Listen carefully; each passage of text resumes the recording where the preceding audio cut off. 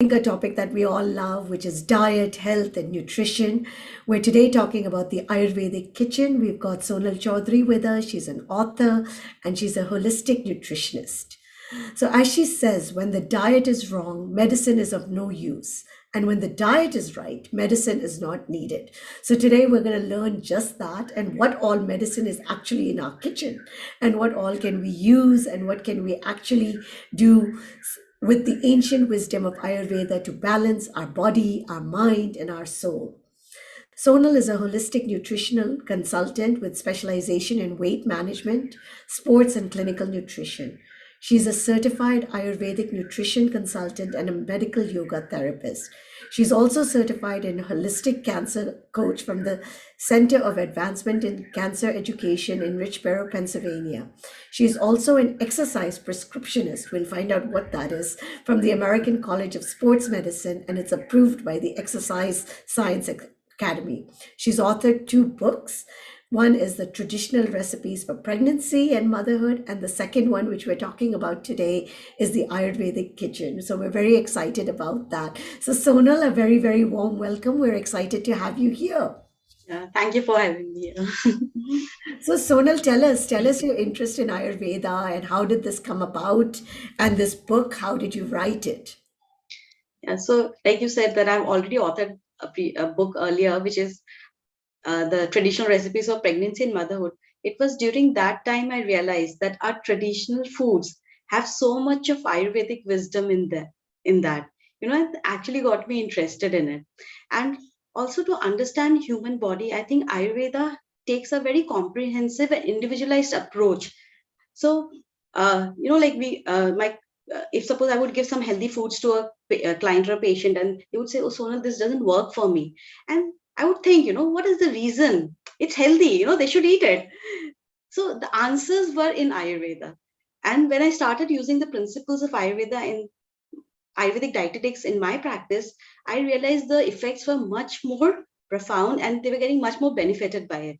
So that is how I thought everybody should know, about like how to, and it's very simple. It's not that complicated as well. So it's very important that everybody realizes, okay, if this we do, then this is how we should eat, how we should be and that is where this book came about with Dr. Asgar, like talking about Ayurveda in a very simplified way. Now, when we think about Ayurveda, of course, and you talk about the Ayurvedic kitchen, so is everything available really in our kitchen, as your quote says? If we're eating correctly, we don't need medicine. See, I'll tell you, our kitchen is our clinic. So it is actually like that. And our grandmoms and all, they have used all these home remedies, which are so still popular, and we use it, for cold, cough, like for your sore throat. Something in your kitchen might only work for you. But because now that COVID fear has become so much, people start popping antibiotics immediately, if they get a little bit of cold and all. So if we are in sync with nature and if we understand the principles of eating well, so I think then you can really do away with a lot of diseases, and your kitchen can become your clinic. So that is the whole point of Ayurvedic kitchen, make it like a clinic where you treat yourself very easily. So please do tell us the names of both of your books. I think Arpita is also asking that because you're also a specialist in pregnancy and in motherhood. So is Ayurveda also applicable there? Is it applicable to all phases of a woman's life? Yes, so of course, the first book name is Traditional Recipes for Pregnancy and Motherhood. And my second book is Ayurvedic Kitchen. So I can show it here. So this is, these are 2 books that I've written. And obviously, Ayurveda is applicable so much. So when I discuss more about, the book or the principles, it will make so much sense to you. So how we can use in every phase of a life, Ayurveda per se. Okay, Sonal, over to you. I know people are going to have lots and lots of questions. So, guys, we have kept quite a good time with Sonal for questions. So, please do put in your questions. I'm going to try to line them up as much as I can. And at that time, Sonal will tell us a little bit about what our kitchen can do for us, give us some tips and some hacks. Sure. So I would like to start with the presentation. So I'd like to Sure. share my screen.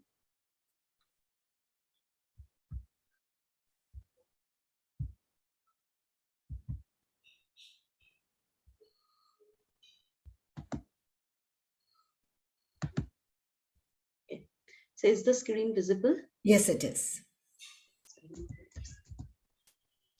Okay, so like how you started with this, when the diet is wrong, medicine is of no use, and when the diet is right, medicine is not needed. So what I always tell people is that food is the ultimate drug. If you know how to use it intelligently, you actually do away with a lot of chemical medicines that we need to take. Okay, so now what is Ayurveda? What is the concept of Ayurveda? So the Ayurveda is basically, like I would like to ask, maybe people can tell me, what do you think? What is Ayurveda? Is it, come on, okay, so maybe, if people can answer about it, like what do you think what is Ayurveda? To me, it's always, I think, when they talk about the body types and eating according to your body type, at least that is what I have understood it to be. But I would love to hear from the audience as to what Anjali says it's the Indian medicine system. Zainab says it's the science of life, right? Rumi says it's the science of life. Okay, so Ayurveda is obviously the science, it's a knowledge of life as well. So it has two aspects to it, the curative aspect and the preventive aspect. So when you say the Indian medical system, it is the curative aspect of Ayurveda, but it has a preventive aspect as well, which we call it the lifestyle aspect of Ayurveda. So it encompasses both preventive and curative aspect, and it is very individualized. The best part of Ayurveda is it doesn't give a blanket approach, this should be eaten by everybody. It takes individual, and you were very right when you said about the different, body constitution, because it focuses on the prakriti of the person, and based on that, the food prescription is given. So Ayurveda basically talks that everything in the universe is made from these five elements, that is the water, fire, earth, air, and space. And various combinations and permutations of these elements forms our prakriti. That is the three doshas. That is the vat, pith, kapha. The taste, the sweet, sour, salty, pungent, bitter, astringent. Again, those are also are a part of the combination and permutation of these five elements only. So when these elements combine in certain way, like if suppose air and space come together, then they form the vata dosha. When water and fire come together, it is the pitta dosh, and fire and water and earth is the kapha dosh. So if that element is there, if suppose when we say pitta is like water and fire, just for an explanation, and you eat a lot of spicy fiery, like chilies and all that, you're bound to get acidic, and you're bound to get acne or a lot of reflux and all these, because fire is the element, and food also contains certain elements, and they have certain properties. So Ayurveda looks at food also from the biochemical, bioenergetic aspect of it. So the energy, like whether it is giving you a tamasic or a sattvic or a rajasic impact on your mind. So if I'll tell you about what is these three sattvic, everybody must have heard, sattvic food, when we talk about very light, energizing food. And when we talk about rajasic food, like hyperactivity, maybe insomnia, those kind of mental effects these foods have. And even when you eat a lot of processed food, you feel so lethargic, you don't want to move, and after a very heavy meal. So Ayurveda tells that food does not just have an impact on our physical body, it also has an impact on our mental state. So that is the beauty of it. So when we look at food, we look at it from different aspects of it, and not just what we are, what nutrients we are getting it, but how it's affecting us, how it's affecting us physically, mentally, and spiritually also. So that is why many yogis who want to attain higher enlightenment, or they want to go into the spiritual path, they will follow a sattvic diet, they will keep themselves, because food definitely has a mental effect as well. So again, I don't. Okay, so now let's talk something interesting about the myths and facts of Ayurveda. So I would want everybody to participate and tell me. First is Ayurveda propagates a vegetarian-only diet. How many of you think this is true? Rumi says no. Vandana says yes. Rupa says false. Anjali says yes. Nairuti says yes. Rumi says meat is recommended in winter. Shweta says no. Dr. Vandana, no. Preeti says it's a myth. Surya says false. Sabina says no. Rachna says no. Abha says yes. So very confusing. So what is it? Yeah. So, but I think it's like It's 50% 80%. are saying yes. So it's a myth actually. Ayurveda never propagates a vegetarian only diet, you know. It is there. If you look at the Ayurvedic text, you will realize that there were so many foods which were actually about meats.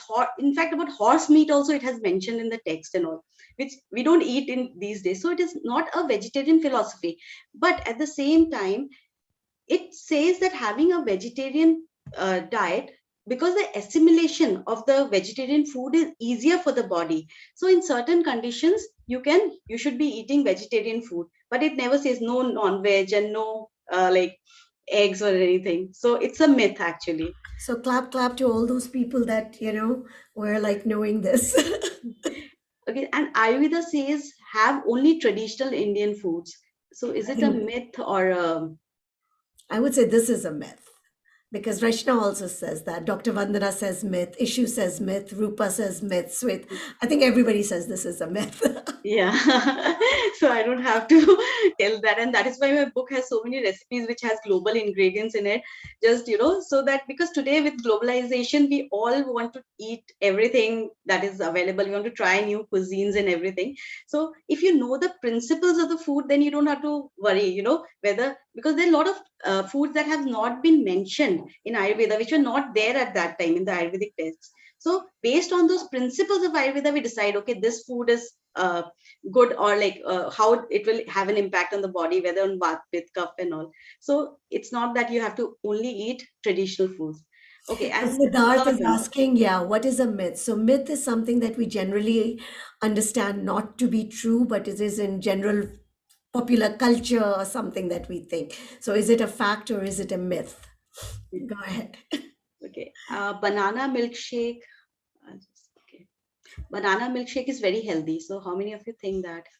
Absolutely, because that's what all of our traders tell us to have banana and milk. But Preeti says false, Rupa says not healthy, Lata says no, Vandana says for some, Kalpana says no, Nikhil says yes, Rashna says totally no, Rumi says banana shake is Virudha Ahar, no, no, no.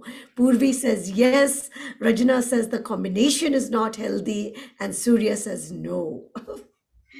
Yes, so we people who know about Ayurveda have written it's a Viruddha. So it's an incompatible food.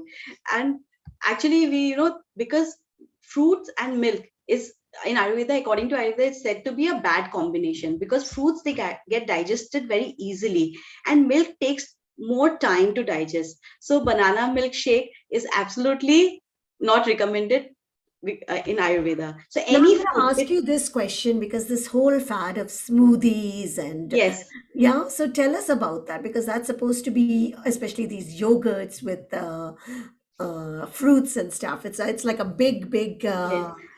If you fad go right by the now. Ayurvedic principles, eating vegetables and fruits are totally incompatible again. Eating sweet and sour foods are again incompatible, because they affect the tissue metabolism of the body according to Ayurveda, because they digest, the way they digest in the body is in a different way. So it is always recommended to have your fruit in a separate way and not with your meals. And many of them I've seen, they eat their fruits after their food, like after their dinner they will want to have some fruit. Again, that creates fermentation in the stomach. So you should always have your fruit alone, like maybe before 1 hour before your meal, because fruits they approximately take 30 minutes to digest, so that is okay. And the nutrients will not get absorbed if you are eating fruits with starches, like a lot of salad they have potato plus some fruits are added and all that. So these all are incompatible food combinations according to Ayurveda. And you need to listen to your body. That is the body will tell you, it will give you the cue. Does it really work for you? Because if you eat just food as a whole, even fruit juices, people they take fruit juices, but it is absolutely not indicated, because fruit juices, unless until you are in a debilitated state or you are you have some kind of health issue and all that, then you can obviously, people who are sick and all, we give them little bit of juices. But otherwise, for a healthy individual, you miss on the fiber content, and secondly, it gives you an insulin spike. So that is something that needs to be avoided. So fruit juices again is not a good idea to have. You can have vegetable juices if you like. So fruit with sour fruit with sweet fruits, fruits with milk, fruits with vegetables, these needs to be stopped. So I think yogurt and adding fruit to your smoothie is not a great idea. These are okay if your digestive fire is so good that you can get away with anything. Some people can do that, but at the molecular level, it really hampers your digestive So, system. Sonal, couple of questions that are coming in that we will take right now. So, all fruits also, Divya is asking, cannot be consumed together. I didn't get the question. All fruits means Even all fruits can't be consumed together. So, can you sweet eat fruits it? you can consume in combination. Sweets you can, but Yeah, not sweet fruits. So if you're planning to consume a orange and a banana, that's not a good idea because it's a sour citrus fruit. So for citrus and sweet combination is not a good thing. But if you want to consume a little bit of raisins or like grapes with, sweet grapes with banana, it's fine. So sweet fruits you can combine, but not if combining a banana with again with a or any other fruit, like suppose citrus fruit, orange with a pomegranate is not a good idea. Custards are not good. People who love custard, I'm sorry, but Ayurveda is like, have your fruit whole separately, empty stomach, so that you actually assimilate the nutrients of it.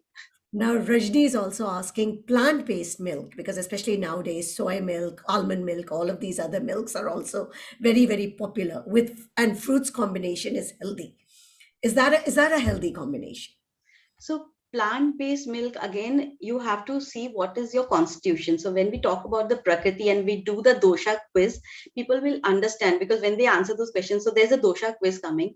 So you have to have, if I'm not against plant milk, but if it is, packaged in a plastic bottle with a lot of preservatives, so I would say, it's better not to have that. Eat your nuts instead of, having all that processing and sugar being added and preservatives being added. So it's not going to give you any health benefit per se. But yeah, if you can make it at home by soaking, grinding, and you can go through that whole process, or somebody who is like, you trust the source of the milk, then it's okay. So you can obviously have plant-based foods, and then But with plant-based milk with huh, fruits, can you have them so together? yeah. So again, fruits, I said, is to be eaten separately as a whole. That is what Ayurveda says. And I would like to stick to it. But sometimes in my practice, give a few nuts with the fruits so that if suppose it's a very sweet fruit, so I don't want that insulin spike in, but it's just the quantity is like 3, 4, or maybe a tablespoon of pumpkin seed, I might ask the person to have. So the sugar rise, the insulin rise. So is taken care of. So that is the only thing. And one more question before we continue. Vandana is asking, what if children take fruity? No, absolutely not. Any processed food and fruity. Please, I know this is a convenient foods, but they really are very harmful. They are just empty calories, and there are a lot of preservatives, and children today are going through with a lot of allergies and all that because of all these preservatives. How if you make an orange juice at home and you keep it within half an hour, 1 night, it won't stay. So how can in a bottle it can stay for months and months going together? So they add those things and they add colors, they add additives which are very harmful. So fruity, whether they're children or elders, I think nobody should drink all this. You're drinking only out of because you like it and all, that is a different thing, but not like thinking it's a healthy thing. Now, one more last question about citrus fruits. Krishna Raj is asking, what about lemon tea with sugar? Because that's become like a very, like lemon tea with honey, lemon tea with sugar. This Yeah. has become a big Yeah. go-to. So I will answer that question when I talk about her honey Okay, point. perfect. Okay. All right, let's go to the next one then, raw foods. Okay. And raw foods are good for everyone. So what is the take for this? I What think is it? everybody's understood it's going to be no. I think I'm also thinking Because no. they know everything Let's is a go myth with the now. general trend. Yeah, it causes gas for money. Yeah, so people acidity low. So I think everybody understood this, because raw foods, again, if the digestion, it depends on your digest. It's hard to digest, and people who think it's very healthy, and you take it, and Yeah, especially at because this is night. the big fad, right? All the stars are on this raw food Yes, diet. yes. Yeah. So it is very wrong. Even if you're going vegan and all, you can at least saute, or you can, just steam them and all. If it works for you, raw food, then it's great. But it's not for everyone. People, when they start blindly following without listening to their bodies, it becomes a problem then. So now next one, add honey instead of sugar to your hot beverage. So what is the take on this? I say yes. Okay, Rachna says no, Rupa says no, Divya says honey never in hot water. No, no, no. Lata says no, no. Rachna says it's poisonous. Manisha says no, honey never in hot liquid. Yeah. So, Sukriti, I think you're the only one who thinks that it is Maybe because I good. have it all the time. So Yeah. So, they are right actually. Honey becomes toxic when heated. So, even if you have to add it in your hot beverage, it has to be warm, and then you can add it. So, it blocks all the channels, the strotras of the body. So, that is why honey is very toxic when you add to your hot beverage. Somebody was asking me for the tea, adding honey to the tea. So, it can't be hot. If it's very hot, sipping hot, and then you're adding the honey, it will become toxic for your system. So maybe it's a lukewarm, then it's still fine. So please, and a lot of people have been doing this in the kadhas that they make, because in this corona time everybody is making kadhas, and they yes. started adding honey because it's so bitter, the kadhas and all. So I have to tell everyone, please stop doing that. Don't add honey when it's very hot. Maybe it's lukewarm or little warm, slightly warm, so it becomes toxic. So what about brown sugar then? Because Yeah, so brown sugar is again sugar only. It's just, I would say that if you're a kapha type of person, then honey is the best sugar that you can consume for you. Again, the quantity has to be very restricted.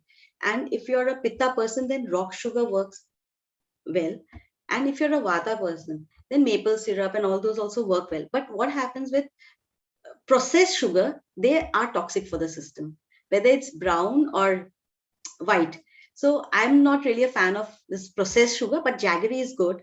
Honey is good. If you want to add sweetness, maybe you can add some dates to your dates puree and all. So those are options you should explore, and not go for the very highly processed. Stevia is also fine if you get the leaves and you can boil it and then take the sweetness out of it. But how not about like jaggery in hot water? jaggery is fine. In You hot can water. add. Okay, great. Yeah. It's only honey that becomes toxic. Fantastic. Now, Vandana is asking, what about Pantanjali Madhuram Jaggery? I think any kind of jaggery would be fine, right? Yeah, yeah.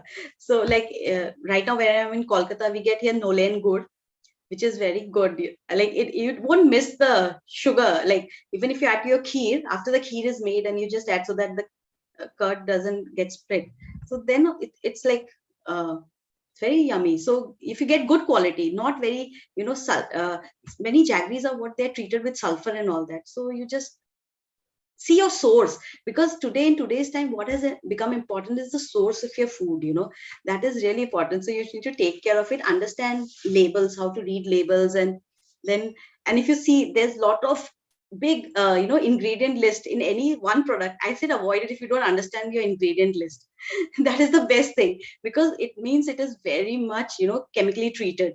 Even if simple ingredients, it's fine. So that is one of the best ways to read the label, I think, of any food. If too many ingredients, then better, it's not advisable to consume it. Sorry, one more question. Can you add gur to hot milk?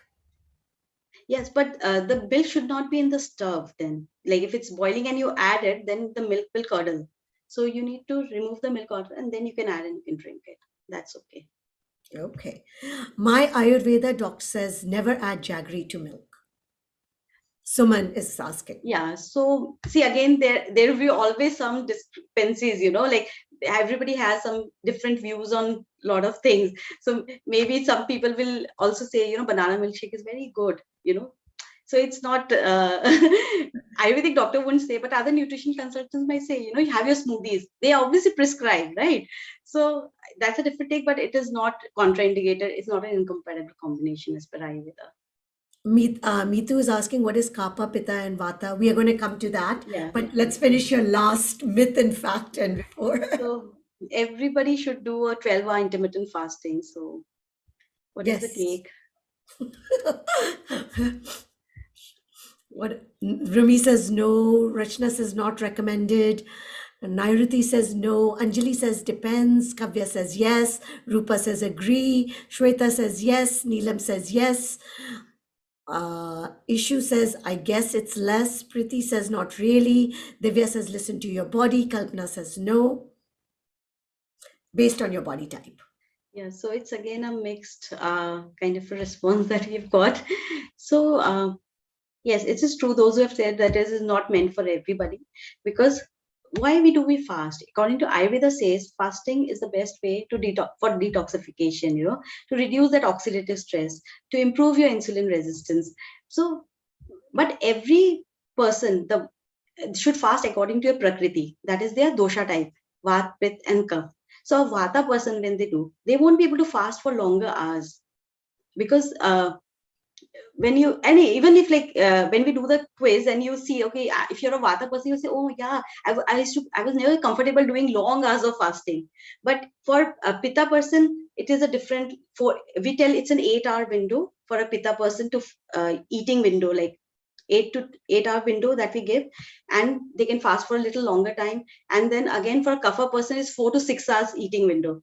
But for vata person, it is like a 12 to 14 hours eating window. So for every constitution, bodily humor, so there is a different time frame of eating window when we do the intermittent fasting. So you should not be, blindly following any concept. Okay, intermittent fasting is a new fad, so now I'll do 16 hours of fasting. I have seen people ending up with gallbladder stones as well, because they ate really less and they fasted for like 16 hours, 18 hours, which is not advisable at all.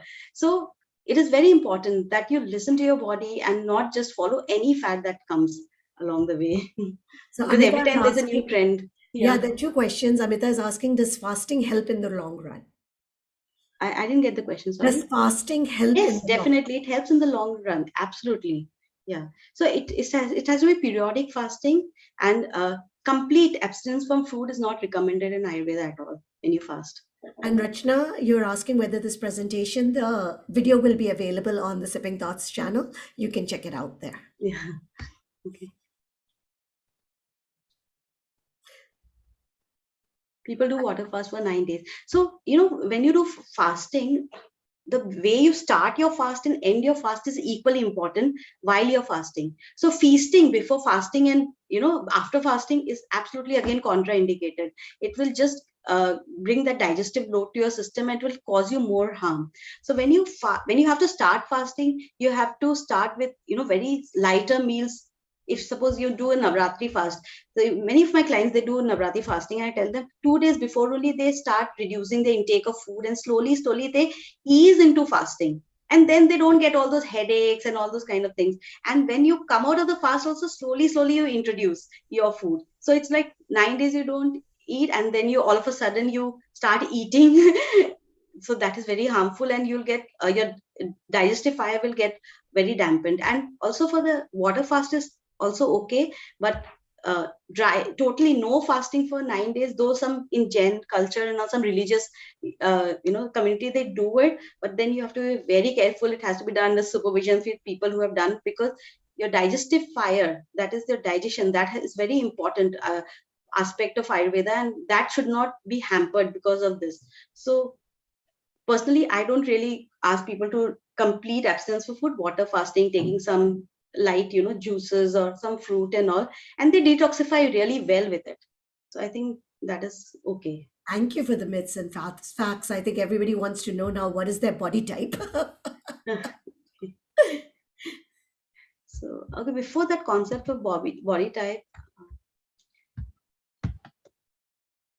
Yeah, so I would like to talk about one another concept, that is a digestive fire in Ayurveda. So we have always heard, we say hearing that you are what you eat, but Ayurveda says you're not just what you eat, but what you digest and assimilate. You might be eating the best foods in the world, but if you're not able to digest them, and after digesting also, if you're not able to assimilate those nutrients, then it is of no use. So the concept of digestify, it is called the deity. In Ayurveda, it's called the body's deity. So if your digestive fire is optimum, it is, you can get away with anything, you're eating anything. But if it is not, it is slow, erratic, then you end up with a lot of diseases as well. So what are the things that we need to do to improve our digestive fire? So first of all, like there are few, how we eat also makes a lot of difference. Now we know that there's a lot of talk about mindful eating and all. So eating with consciousness, chewing your food properly, so that your brain gets those signals to your gut that okay, food is coming, and you feel that satiety hormones and all. So the digestive fire is not dampened then. And drinking water immediately after your meal is totally, it is really bad for your system, because again the digestive fire is dampened because of it. And that even in digestive enzymes, like how we talk in nutrition science, we say the digestive enzymes are diluted if you drink a lot of water. Taking sips of water is absolutely fine before your meal. If you can have a piece of ginger, just so that will again ignite the fire, like it will help in digestion. And there's a recipe in my book which is the digestive aid, which has all the 6 rasas, and taking even that before your meals really help improve your digestion. And buttermilk, freshly made buttermilk, not like very old or stale food. Like, so if you take buttermilk with your during your lunch time, again that will help in improving your digestive fire. So if these small changes, not drinking too much water, little bit of buttermilk along with your meals, adding ginger or the digestive aid if you want, eating consciously, mindfully, chewing your food properly, having your portion in control, these all go a long way to keep your digestive fire in place. And with women, what happens after a certain age of, like, when we before menopause, I say, what happens, if you see, like mostly our pitta gets disturbed in the body, so the digestion is affected. And after menopause, they start having aches and pains in various parts of the body. So we think that it's like what deficiencies ho gaya hai, minerals ka and vitamins ka and all that. Okay, that can be, but why it is there? Because you're not able to assimilate those nutrients, so you were not able to do that. So taking care of the digestive fire is very important, so that in later stages of life also, you're not uh, uh, you don't end up with a lot of aches and pains as well, and other diseases.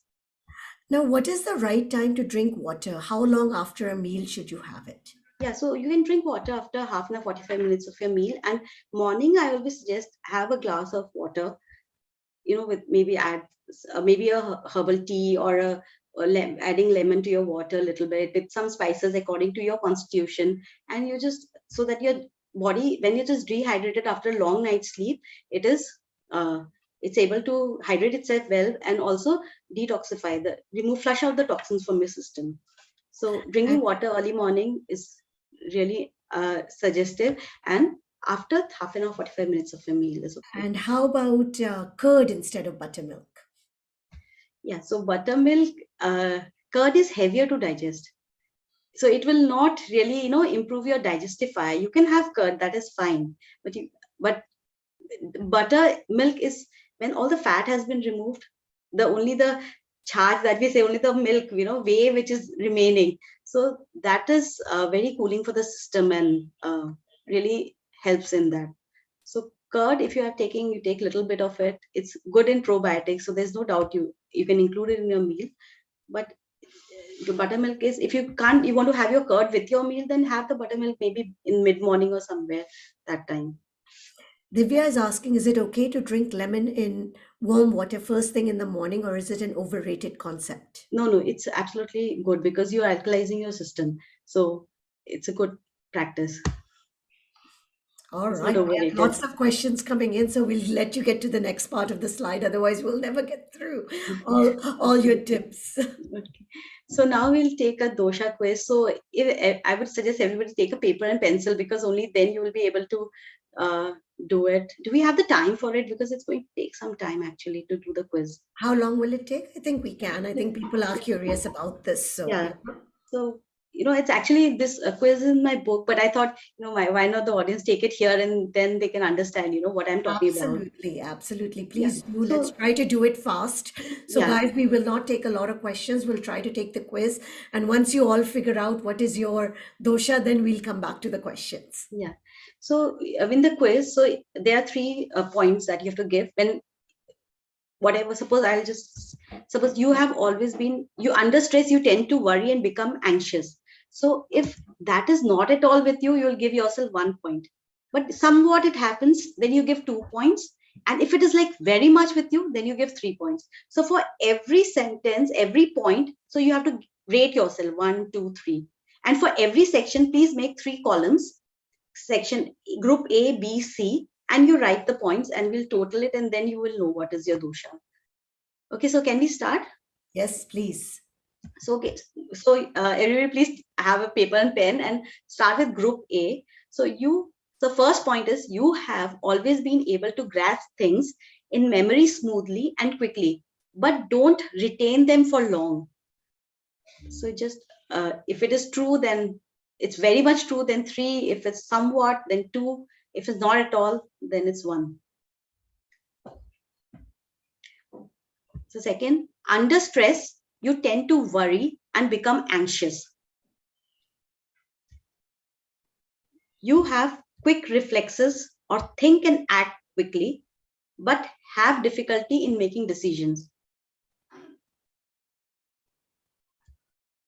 You have low tolerance for cold weather. You are thin and rarely gain weight. Your meal and sleep schedules tends to vary from day to day. Your mood changes easily and tends to be sensitive and somewhat emotional. So, a very moody person. You speak quickly and are a lively communicator, but you can change topics easily. Actually, I'm not able to. And have a lot to say. Yeah.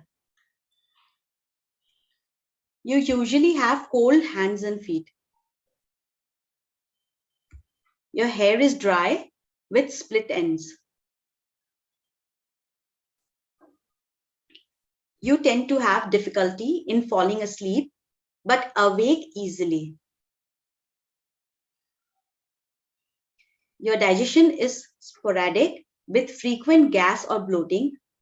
You eat quickly and often finish your meals before others at the table. You are an enthusiastic and interested person and have a quick and light walk. You have an active, imaginative mind and a tendency towards restlessness. So these are the group A questions. So you can just add up to your points quickly.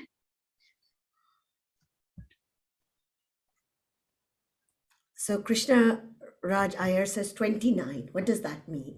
Okay, so I'll tell at the end of when we finish the quiz. Okay. So